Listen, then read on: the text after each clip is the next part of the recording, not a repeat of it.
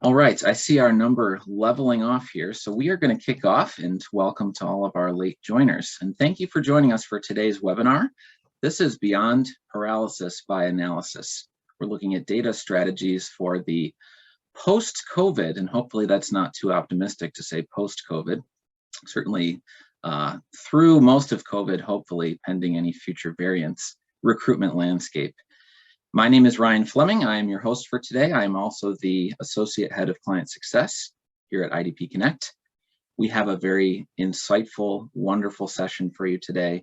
We're going to be looking at how practitioners are utilizing multiple data sources in order to make data-informed decisions, and specifically throughout the pandemic, how their use of data has shifted and evolved over time, and how they've used that data finally to look at program development and also portfolio gap analysis. So thank you so much for joining. I think it's going to be an awesome webinar. On our next slide, you will see our presenters, and we are continuing our trend of cross-border collaboration with our Canadian friends and neighbors.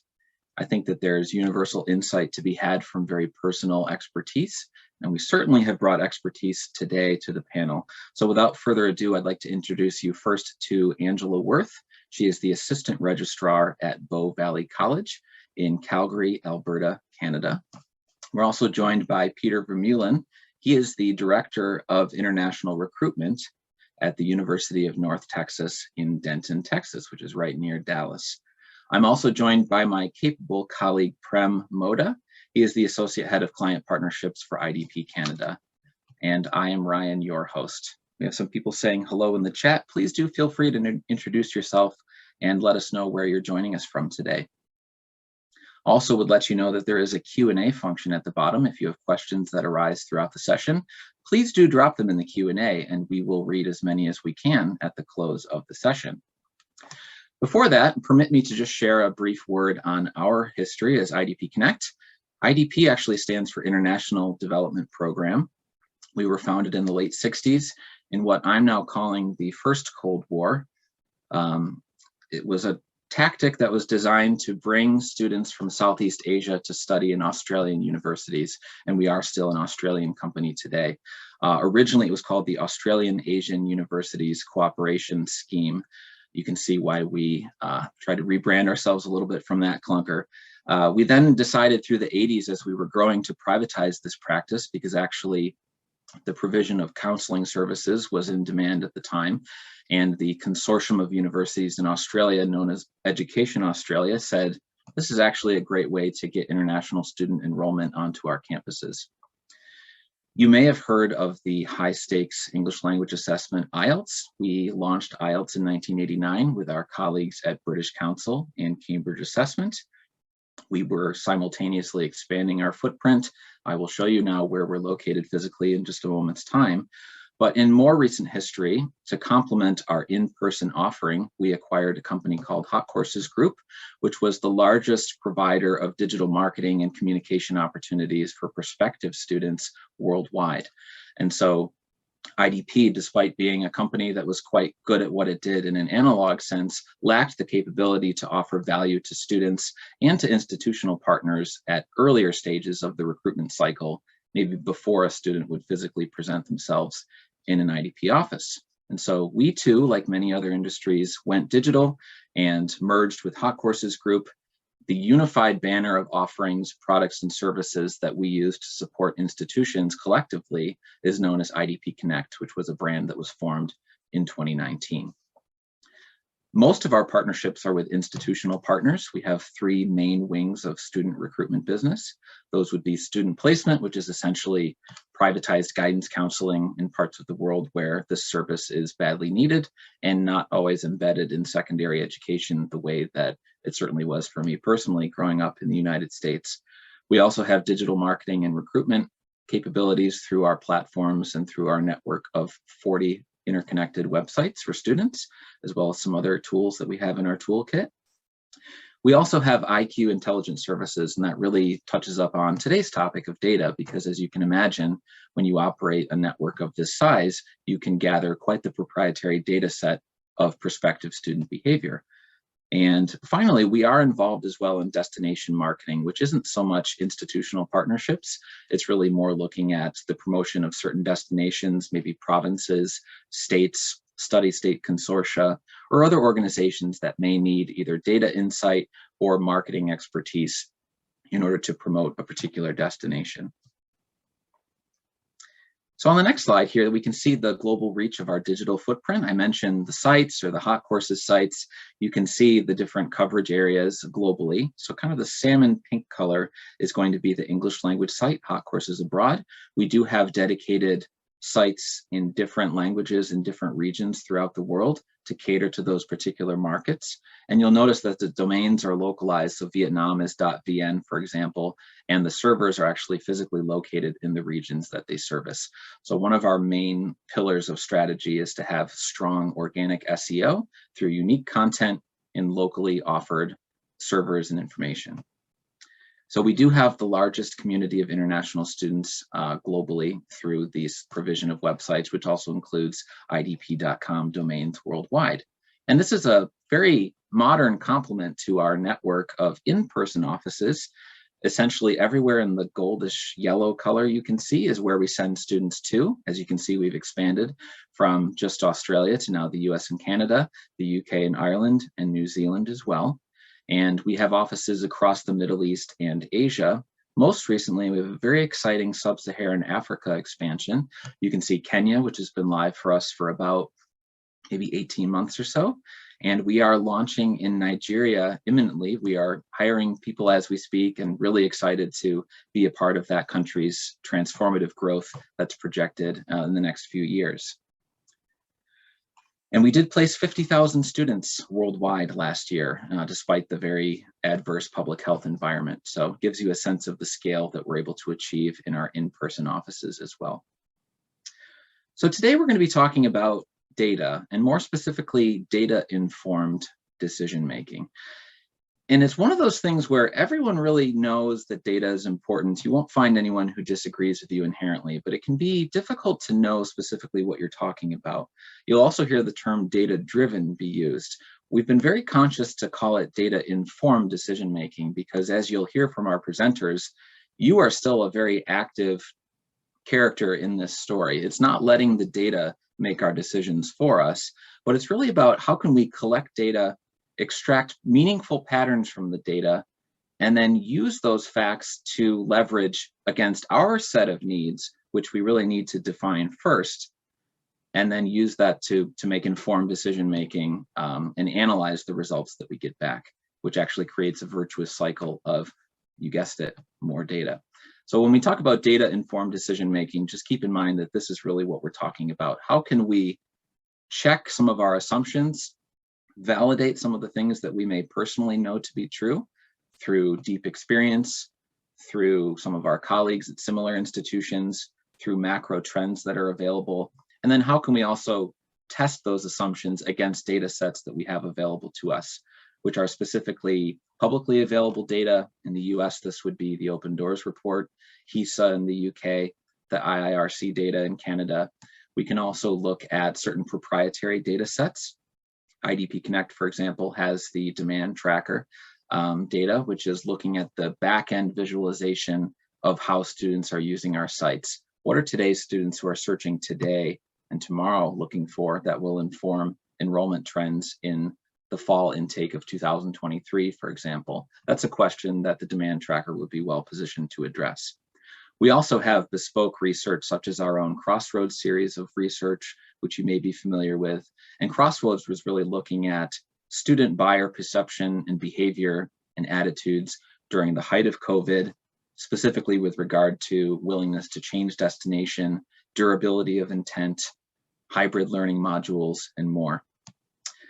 We do also have New Horizons data, and please stay tuned for our Emerging Futures survey, which I'm just teasing it now. There will be much more about this to come, so keep your eyes peeled for that Emerging Futures research as well.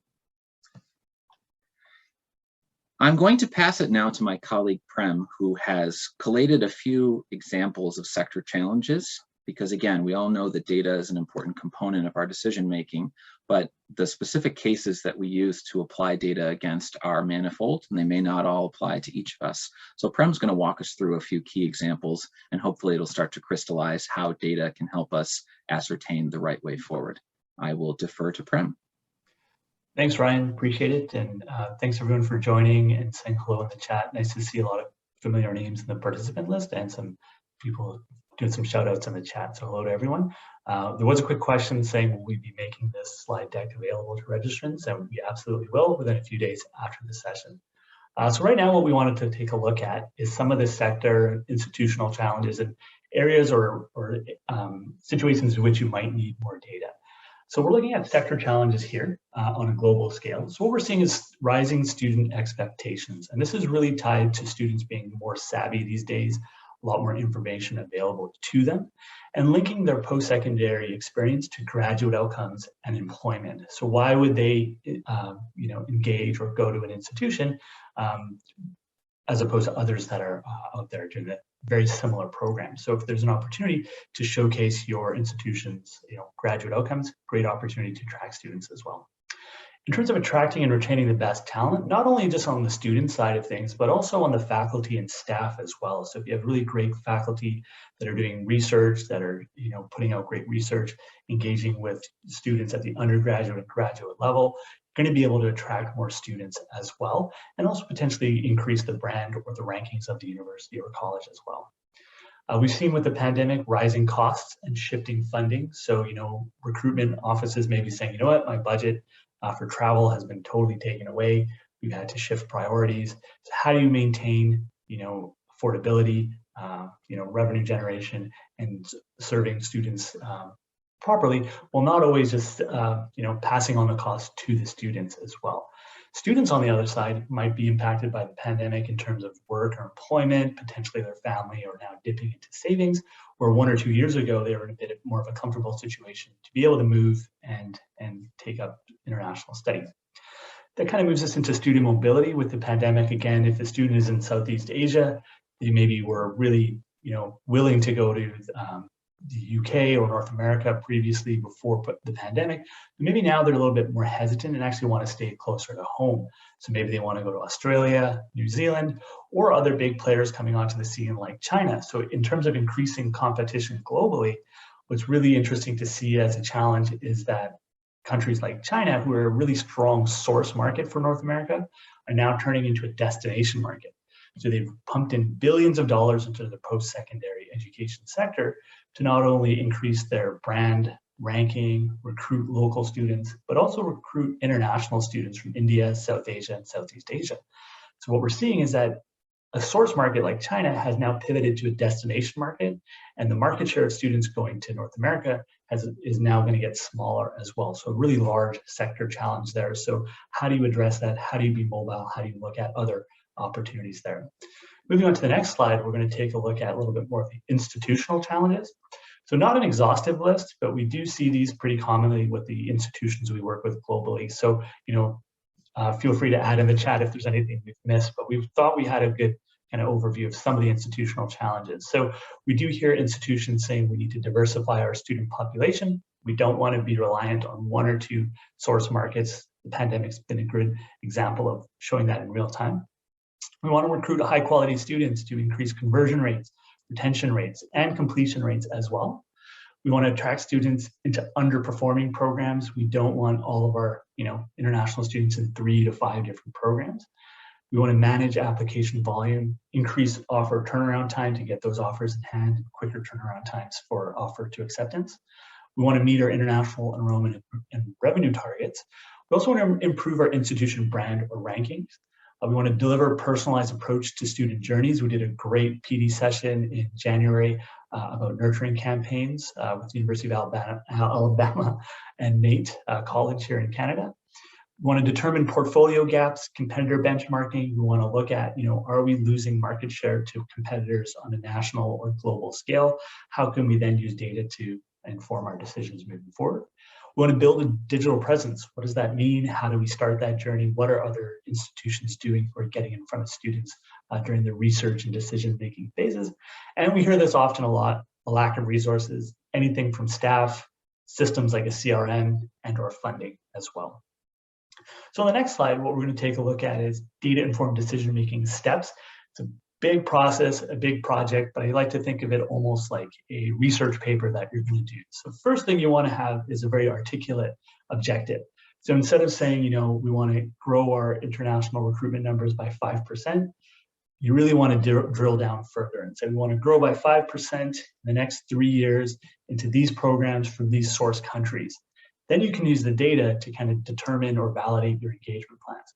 So then what you can do in the second step is to define your data sources like Ryan was mentioning. So if you have your application data, you have HISA, IRCC, open doors depending on your destination, you can take a look at what data is out there.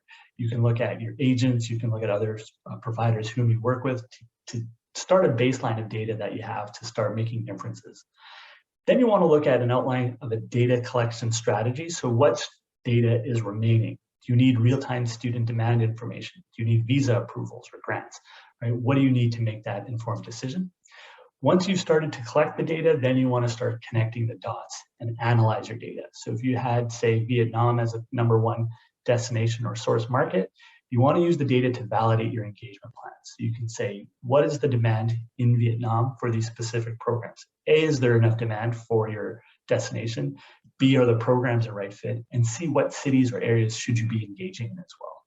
So once you've made those recruitment plans, then you can then evaluate your results afterwards as well. You can say, you know what, we used to go to the UAE for business programs because we've been doing it for 10 and 15 years, so we always do it. We do get some applications. But now what we've done is we've looked at data specifically at a city and country level and at a program level. And now we've saved X amount of money because we didn't go to 4 different fairs. We reduced our budget. We've gone into more tactical approaches. We've gone into very targeted cities to look at the student demand in those regions. So on the next slide, what we're going to look at in the next few slides, is the demand tracker tool as a quick example of how you can use some of that data to inform your strategy. So on the next slide, we're looking at the top 10 source markets for Canada in terms of market share, but we've excluded India just to show a little bit more nuance in the smaller source markets. So what we can do here is say, great, we had Brazil, we had Turkey, we had Mexico, Thailand, and Vietnam as 4 out of the 5 countries in which we wanted to engage in. So this is really validating that we do have a high level of demand within those countries, but that's just not enough. So we can look at each country specifically through the IDP Connect demand tracker tool where we're drawing this information. And on the next slide, what we can then do is we can isolate subject areas. So on the right-hand side, the orange bars are different business programs. So we've taken business and administrative studies with the sub-disciplines below as well. So if you really wanted to fill these programs, if you're launching new programs or if they're underperforming, what you can then do is find out the demand for these programs. And on the left-hand side, we've isolated Bangkok. So Bangkok's at 4.78% of demand for business programs. And if you look all the way down at the bottom, the second last one is Dubai, and they're just under 1%. So interesting to see how are you going to validate your engagement plans. You can check what you've been doing previously. Is that working? Is it not? Are there other opportunities in which you can then expand and grow your market share in these areas where there are good fits? Or if it's not a good fit, if you're saying, look, we're too full of business programs, you can look at a specific area and find different subdisciplines and programs. So what we're going to do now is we're going to hand it off to our really capable colleagues, Pieter and Angela. Peter's going to start off from the University of North Texas, so I'll hand it over to Pieter.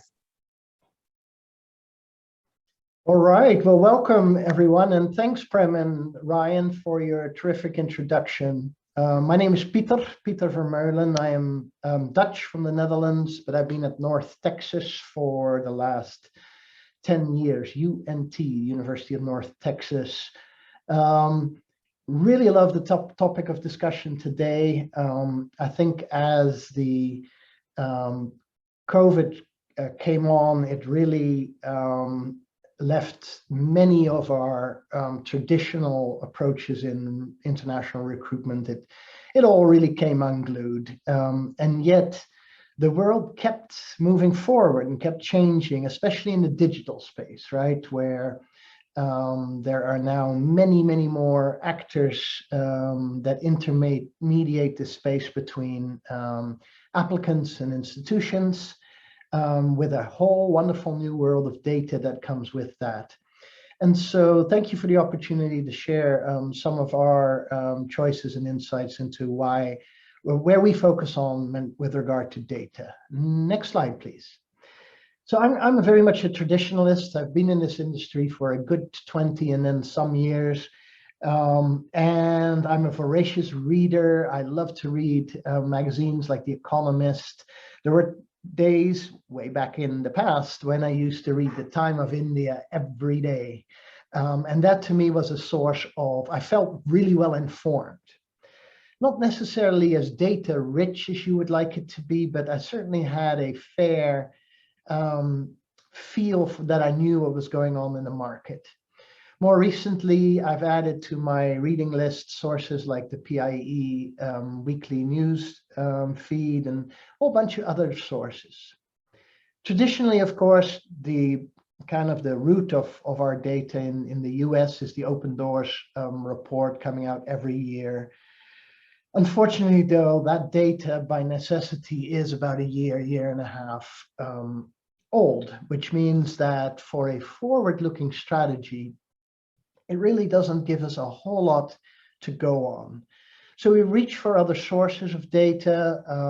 Obviously, in-house, we look at a source like our own funnel and funnel data.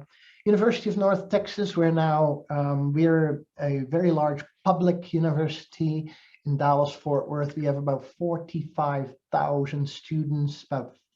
We've just crossed 5,000 international students. And this is up in the last 5 years. We've doubled our number of international students. So from 2,600 to just over 5,000 now.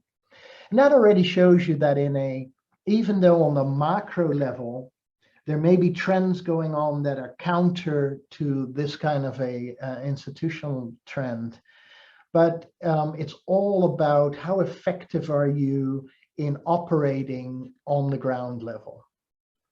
Ryan gave a wonderful description of how IDP has evolved over the years, and I see a parallel to our own thinking about data where at the University of North Texas, we partnered with Hot Courses in the past when they were not yet affiliated with IDP. And my primary reason to partner with Hot Courses at that time was the terrific data set that could be gleaned from their student interactions and to understand where demand is now. We're very fortunate that due to our scale, we've also managed to kind of grow as IDP did. And so we're now an IDP Connect client as well. And you've been given by Prem a quick insight into that demand tracker tool, which is really a really fun data sandbox to play in. Why it appeals to me is this, and we'll come to talk about this a little later on, but to me, the most relevant granular level of recruitment is at the city level. And what that tool allows you to do, the demand tracker tool, is to look at demand at that city level. Next slide, please. So I've been in my career kind of dragged kicking and screaming into the data world because I've been doing a lot of things by the seat of my pants and on the back of an envelope. And frankly, it worked for me. And because this is kind of my mantra, if it works, you'll know it. If it doesn't, now you got to go research why it's not working, right? And fortunately, a lot of our in-country engagements have been quite successful. Some have been major failures. And when they are, that's really your time to turn to data. Next slide, please. And so the data cube that lives in my head and where I go round and round the cube is what I call the 3 C's. First C is country. Where do the students come from? And kind of as my career went on, that C evolved from the C for country to the C for city, because I found that that was really locally a much more effective way to think about markets in terms of cities rather than just the country. So the first C is for where did the students come from? What city? Second is C is college. Where on campus do these students go? What college, what programs am I helping with my recruitment efforts? And then the third C is for classification. What level are these students starting at? Are they freshmen or transfer? Are they masters, or are they on the doctoral level? And so those are the three C's that go round and round in our head constantly as we look at data sets. Next slide, please. And I've come to learn the limitations of looking at our own in-house data. In December, I had a wonderful opportunity to present with, just a quick shout out, Maureen Spillane at IDP, and I presented at ARC conference on secondary markets. I've always been fascinated by what we're not doing. And primary markets are obvious to some extent, right? In India, Hyderabad cannot be missed. But then beyond that, I've always been fascinated by thinking about, if I had another afternoon, if I had another day, where would I spend it? And so from our own funnel data, we could see that the distribution of origin of students from India was really from a number of those first tier cities, Hyderabad, Mumbai, Pune, Chennai, Bangalore, Delhi. But we also noticed that easily 30% of students coming to us were actually not from those tier ones. And that's kind of where you hit the limitation on your own data, because they're the onesies and twosies then from the other cities. And how do you choose? And that for us is where a tool like Demand Tracker has really come into its own, where because of just the reach and the volume of traffic that a platform like IDP has, it has been able to pinpoint for us what some of those secondary cities might be and where could we spend our limited extra resources. Next slide, please. So I'm just back. Last week, I had the wonderful opportunity to visit Nepal. The University of North Texas has more than 275 students from Nepal on our campus. Picture you see is Pokhara. Pokhara is one of the secondary cities in Nepal, Kathmandu, of course, being the primary and the big market. We had a chance to do a quick sidestep into Pokhara, and I did everything to convince myself to stay in this wonderful city for a little longer, until I looked at the demand tracker and really saw, you see there on the graph, there's only basically 2% of demand from Nepal that actually comes out of this city, despite the fantastic campus of Pokhara University, which is located right there.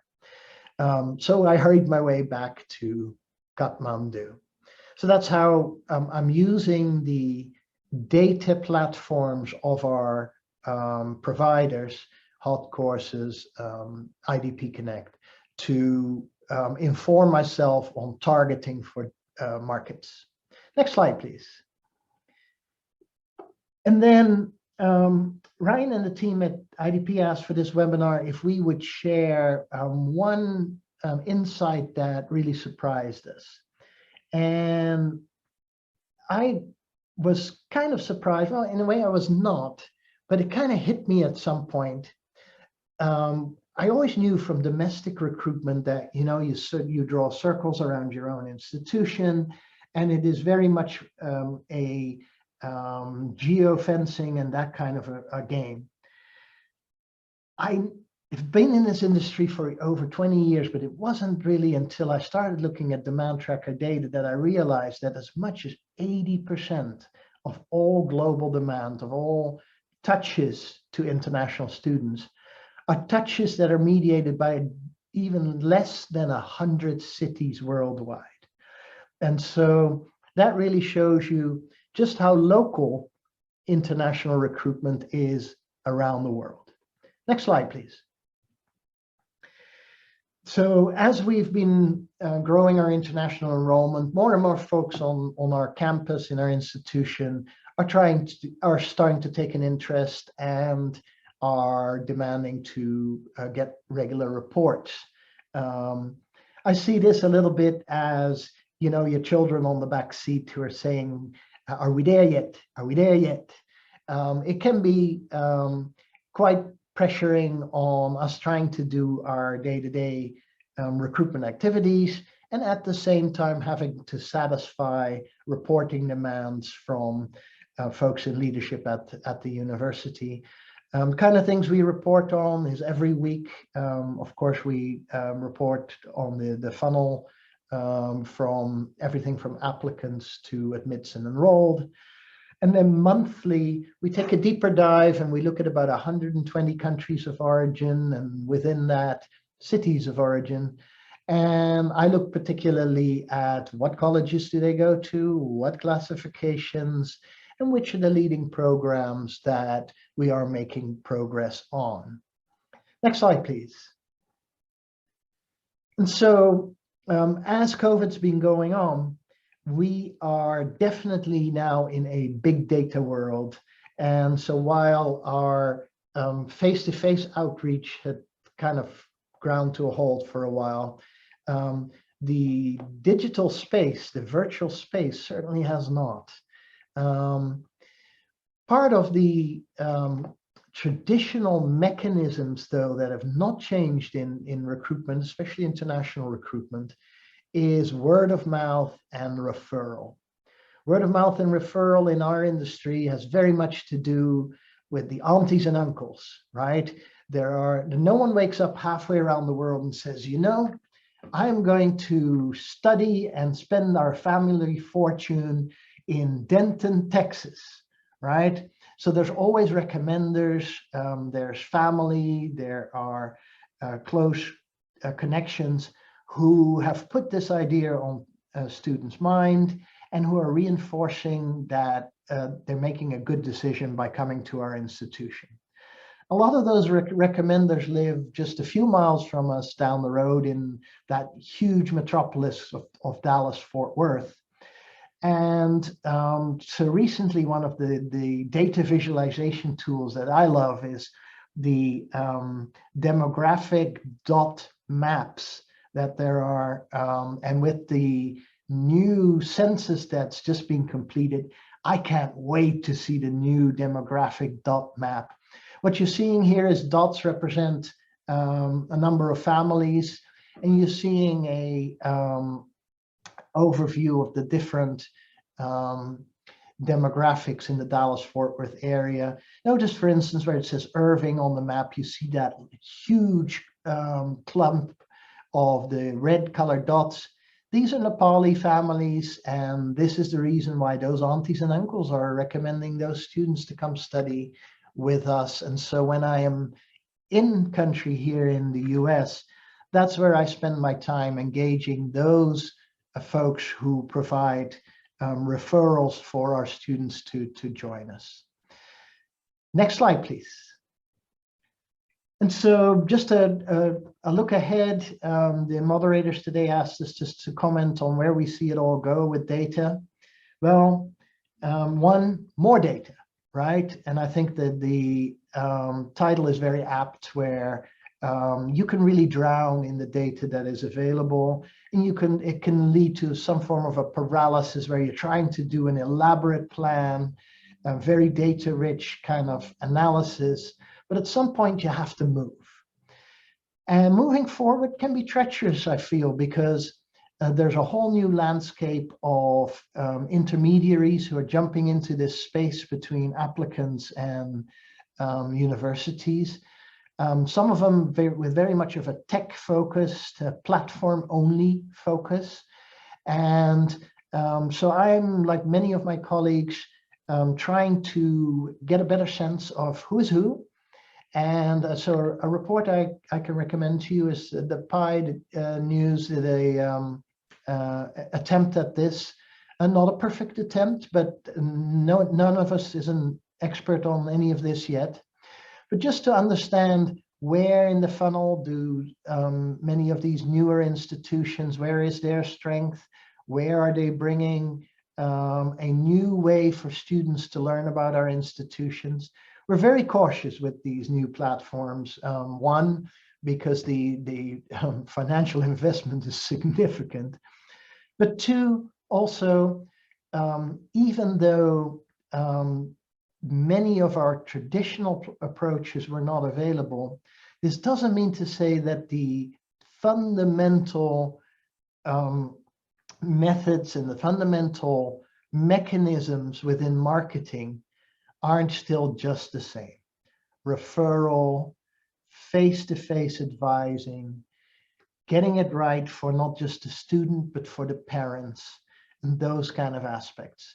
And so I caution you when you're considering these sometimes really appealing pitches from the newer digital disruptors, to be very cautious not to get too enamored by all the alluring clicks and ticks, and to think about, are you really getting through to your customer? What is the customer really wanting? So you'll find me spending more time on looking at surveys. IDP has a great survey series that's kind of helped me through the COVID crisis called Crossroads. My excuses to the IDP team, I used to call it Crosswinds, but it's Crossroads.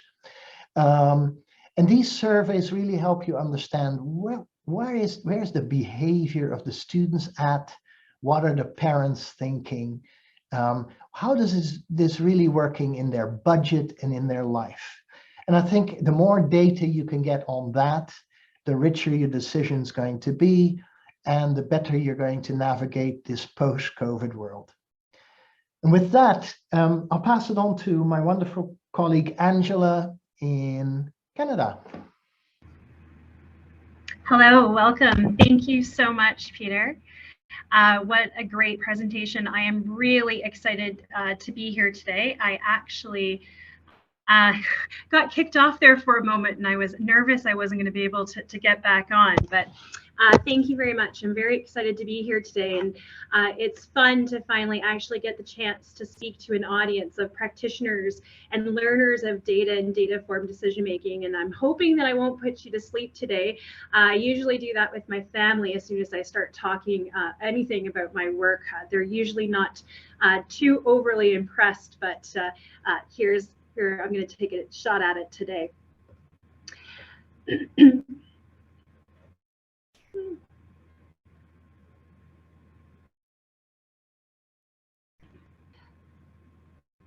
Right now, it kind of feels a little bit like we're a fish out of water. I'm not sure if anyone else feels that way, but I know definitely during this COVID pandemic, it's really felt that way. And really, navigating through these times has really been unprecedented. All the speakers today, from Ryan to Prem to Pieter, has talked about all the changes, and how right now it's really been unprecedented what we've been able to experience, from the lockdowns to travel restrictions, pivoting to online education, being in campus. This pandemic has really impacted us all globally. It's also led to a high level of uncertainty within our global world. And even though we're starting to see a shift in thinking and removal of government mandates, we're still concerned on how long this pandemic will last and the effects of the pandemic, not just in our industry, but others. And really, it's created a lot of anxiety in the marketplace, as we're seeing all over the world with issues, and it's causing disruptions, everything from oil and gas to supply chain issues, worker shortages, and really, what we've seen with COVID world, traditionally our post-secondary market has ran counter-cyclical to the economy. And really, since 2008, we've been seeing that growth and that trend. However, with the increasing employment rates, most of us have felt the shocks and the impact of the COVID pandemic. really impacting our enrollment and really our international enrollment, as we see families kind of shift in thinking as to where they're going to put their money and dealing with higher inflation, and really trying to understand, putting their money and value into their education. All this being said, it's kind of led to this changing external environment, whether it's government or stakeholders or industry. Really, our external environment's changing. And companies alike are really starting to hit this reset button and really starting to take a look and look at themselves and really figure out what does it mean for their organization as they kind of navigate through this landscape. Learners are looking for a new way to be educated, and they're demanding more value and access to the labor market than ever before. And really, employers are struggling to find top talent, and they're dealing with labor shortages in certain industries. And really, they're looking to all of us, our institutions, to help mitigate some of these gaps. With all this being said, we're seeing increased competition. We've started feeling this impact, a few years ago, but COVID and now coming out of COVID, we're starting to see that pivot to online education, increased accessibility, which my colleagues already talked about today, being able to access more information in the palm of their hands and really have the barriers to entry of coming into this industry and creating new players, new competitors that we've never had to deal with before. We're finding ourselves now as institutions not only having to compete locally or nationally, but also competing globally in ways that we've never experienced before. And really, these barriers to entry are being removed, and we're seeing that increase in that competition. And that's also leading to an increased bargaining power of learners. I think Prem mentioned and talked about this quite well in the introduction part of this, and really enhancing and wanting a better learner experience and really demanding more of us, our institutions, and ensuring that we're providing them with a high quality education, that we're providing programs that provide value. In our last learner survey, our 2021 learner survey, we had international students. We asked the question to international students is, what's the most important to them in terms of choosing their education, and why specifically choosing the college? And really, it's, they say that it's the quality and the content of the program. We offer the program to meet their career path. This is for international students, and that we offer opportunities, and they're looking for more opportunities for work experience, co-op, and clinic placements. And essentially, now that students have more choice, they have more power, and they're going to be starting to ask more of us. It shifts to being about them and their learner experience. So who are we? Well, this is a beautiful picture of our C-Train platform. So we're located right downtown Calgary, Alberta. And we're one of Alberta's largest community colleges. There's other institutions here, but we're quite up there. We have over 7,000 FLE. That's been that's decreased due to the COVID pandemic than where we were at our height. However, we have been able to maintain our percentage of international student population, and really navigating enrollment through the COVID pandemic. We had to make lots of decisions very quickly in order to make sure we were maintaining and attracting our international students here at the campus. We have students from over 150 countries, so this is not just domestic learners, this is also our international learners. We're a very diverse and multicultural campus. And we offer a wide range of programming, all the way from upgrading, that's high school level programming, English language, business, community studies, health, technology, and of course, we've just started offering new Center for Entertainment Arts. If you get a chance, check out our website and you can look at some of the new exciting programming that we have available at the college. But more importantly, who are we? We talk about spaceship analytics. This is the name that my team has given themselves, but really we're just the learner reporting team here at Bow Valley College, and really we're committed to providing the institution and college stakeholders with actionable business insights to drive strategic decision making. So we work quite closely with our international and domestic recruiting and marketing folks. We work quite closely with learner services and with the college in general, just to ensure that we're providing that additional analytics and that information for them. We're a small team, but we are mighty, and we're always challenging ourselves to think differently and ask better questions. try to throw in a little bit of data humor in here, but I'm sure most of us have felt, being mad at how much data there is and you don't know really where to start and you're pulling your hair out. And we've all felt overwhelmed in trying to figure out how to navigate this with how much data that's out there, and you just try to figure, you just don't know where to start, and you're really starting to feel a little bit overwhelmed. However, you can make that a little bit easier. And navigating through data doesn't really need to be that hair pulling experience. It can really be quite easy. It does take a little bit of vision though. And it takes some, however, with the support with our senior management, we've been able to put together this system college to really enhance data culture college, and we did, out by investing in institutional data mart that was really supposed to government reporting. How we how much information we actually sought to really take a look and analyze our data and really figure out what's there and how can we use it. And we started accepting it and using analytical tools such as Power BI. We were able to gather insights into data that we hadn't seen.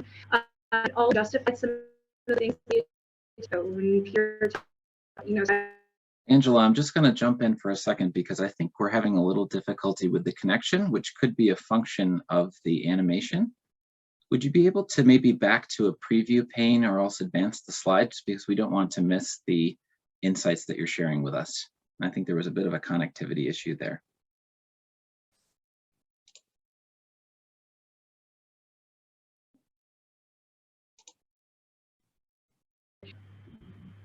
Hello, hi. Hello, hi, Angela. Ryan, sorry. Yes. Yes. So maybe just advance to a slide without the animation, because I think that that's had a negative effect on our mutual connection here today. And we want to make sure that we can get your insights. Yeah, no worries. Just wanted to let you know. Thank you. Okay. Thank you. Sorry. Thanks, Ryan. To go back, so how has the college navigated in terms of looking at the information here at the college? So really, it's about asking good questions and really trying to figure out, admission cycles, conversion rates, registrations, as well as attrition rates, and really to get to know our business a little bit better, most of our students as well.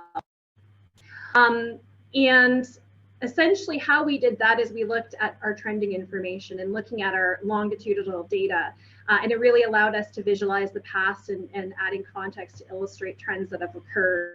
And we've also have real-time dashboards, which allows us to see our current conversion rates and how we're performing for a given term.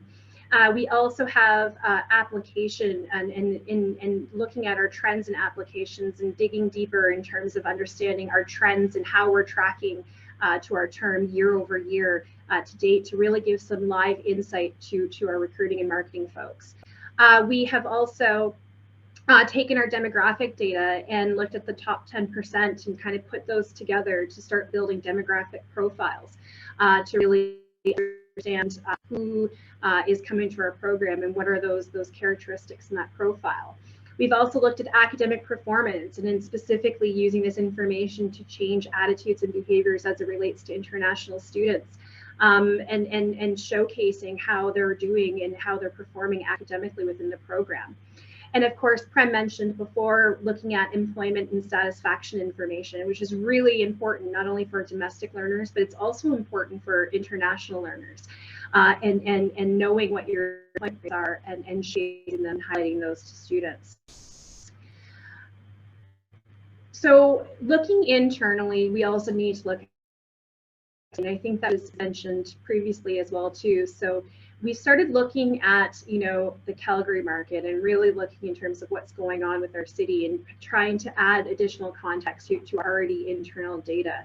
We source information or system-wide information so we can compare ourselves to how we're doing across the system as well.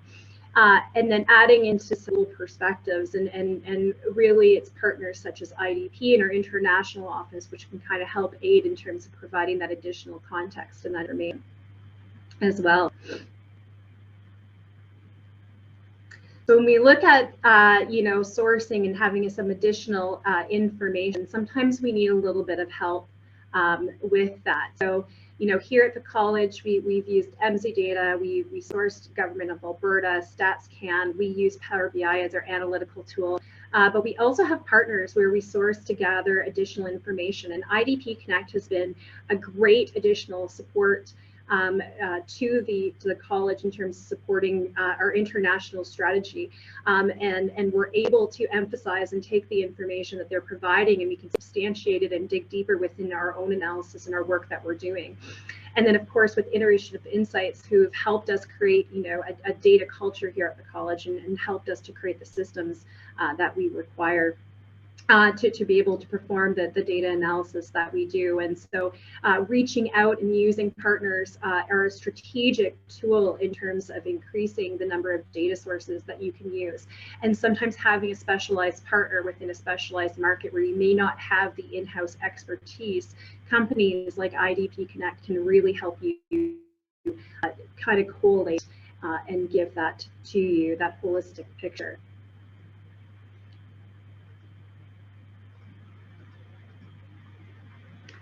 So what we want to make sure we're doing is, as we look forward to the future, we don't want to chase any dinosaurs. And here in Alberta, we've got lots of dinosaurs, but really what we want to do is we want to chase that pot of gold.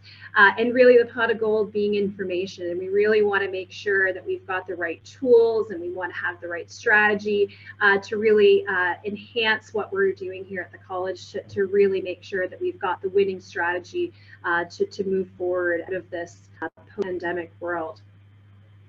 I often get asked the question is, where do you start? And it can often feel, again, very overwhelming. But really, it's just looking at data. And I know when I first started, my previous role, I was in recruitment for many years. And when I first started, I would just sit there and pull information out of our student information system. I would just pull it, look at it, analyze it. And it can start as simple as there. As you work your way up, and you can look for different ways and different opportunities to find different or new data sources. So being big or small, finding the data and looking for the data sources is something that's hugely important when you're starting to look at, well, where do I start, and gathering in those insights. And then it's really looking at how to create information in terms of what you're looking at, and creating much more in depth, and really analyzing and asking more questions, adding context, collaborating, and searching out the right people. And really, data is about telling a story. And there's additional information though that you do need. And there's data tells one piece of it, but you really need to source out and put together that full picture, and that collation, that picture. And that's really what can help you put together a strategy in terms of looking at data and data-informed decision-making. And with that strategy, though, you still need to drive action. And I think the biggest piece is when we talk about, paralysis with analysis, we can analyze and we can look at it. We ask a lot of questions, we gather the information, we collaborate with others to provide the context. But it's that decision point in deciding the direction where you need to go. And then from there, taking the action. Which really makes data, in terms of data-informed decision-making, and how quickly you can get there, is super important. How has this impacted the college? Well, we're making more data-informed decisions, is what we're doing, is we're using our data in much more real time. We're learning how to use it. We're starting to become much more knowledgeable in terms of what we have. We've been able to increase efficiencies. We've been able to see this in a multitude of different locations and areas across the college. It's allowed us to drive actions. We've been able to, like I said, within our international, be able to use our information to be able to justify doing different strategies, understanding what we need to do to ensure that we're providing the correct concept and landscape to move a decision and a strategy forward. And of course, it allows us to measure results. We're able to see, how successful we're being, specifically within our enrollment planning and tracking, how we're doing and how we're managing towards budget, and using the additional information that we can help and support our recruiting teams in terms of building and moving forward with those strategies. So in the post-COVID, during COVID, I learned a lot about our international learners. And what we learned was, deferred learners were 7 times more likely to start. The reason being as well too is that we also made certain decisions about our deferred learners, which increased that likelihood of them being able to start. Just how we used our data to be able to know and be able to make some really good decisions during COVID in terms of our enrollment and the pandemic. We saw an increase in our headcount, but we had lower than anticipated revenues. So when we actually combine our enrollment and we work quite closely with finance. And the reason why we were able to see that is because average course registrations were down with our international learners, specifically with our continuing and our new learners. And this was impacted highly due to course delivery modes and changing in that philosophy. We also saw an increase in our DWF rates. Typically with international students, we have a very high attrition. We have a very low withdrawal rate. Less than 2% of our international students actually withdraw from their courses or programs. It's less than double our domestic students. But we did see that increase during the pandemic. So it allowed us to kind of look and see kind of what's happening. But as we kind of shift and as we move out, we've been able to kind of look at our data and look at our information. And what we've seen now is over a 60% increase in our international applications. We're seeing an increase of 12% in our confirmed learners. And this is looking ahead now and going into fall. And really post-COVID, we're planning and we're putting together strategies to really bring back our international enrollment back to pre-COVID levels. So really, what does it take to take strategies for the next level, especially when we're thinking of post-pandemic strategies? Data-driven decisions, and that's really, using that information to drive. I think understanding and knowing the context of your external environment is going to be extremely important as we look to navigate how we expand with this post-pandemic world. Identifying our competitive forces, really understanding what our markets are, understanding and knowing our challenges and our opportunities, and really taking those challenges and turning them into opportunities. And eventually, I think what's really most important is how quickly we can adapt, how quickly can we take advantage of these opportunities and minimize these challenges to really create create strategies for future as we kind of navigate through this landscape and as we move out of this post-COVID world. So I apologize for the causes that might have caused during the webinar, but I will pass it along to Ryan for some closing comments. So thank you. No worries, Angela. Thank you so much for that deep dive into how you're using data. And thank you as well, Peter, for sharing your expertise as well. So just to summarize briefly, I think we're trying to make sure that we're leveraging data appropriately and not being overwhelmed by the data that could be at our disposal, but identifying the right data sets to ask the right questions, which we need to first identify internally at an institutional level, and not to lose sight of the local or personal trends that may be hiding within big data, which we can think of as a dichotomy between personal, in-person, or impersonal big data, big tech. And they're not really in opposition. Even in big data sets, we can find that personal aunties and uncles, as Peter said, and have a true hybrid approach that's effective. And then lastly, of course, just be sure to track and analyze your results. So it's not just about the accrual of data points, but it's about, as Angela said, what you do with those and moving to action, and then ensuring that you are tracking the results and gleaning insights, which in turn beget their own data sets in kind of a virtuous circle. So being sure that you carry that analysis through to the end and really see where you've come to save those insights for the future and continually improve with our use of data.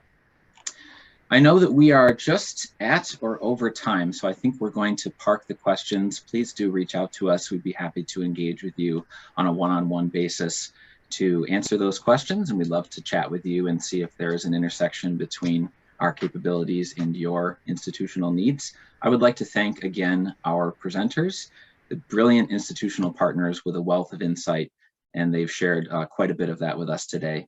I will also remind you that this webinar is part of a series of professional development webinars. We are always taking suggestions for the next topics and themes that you would like to see us cover. So do feel free to contact us and drop your suggestions at any time. As a point of order, this webinar was recorded, and yes, we will be sharing the recording and the slides with all attendees. So be on the lookout for that in the form of a follow-up email.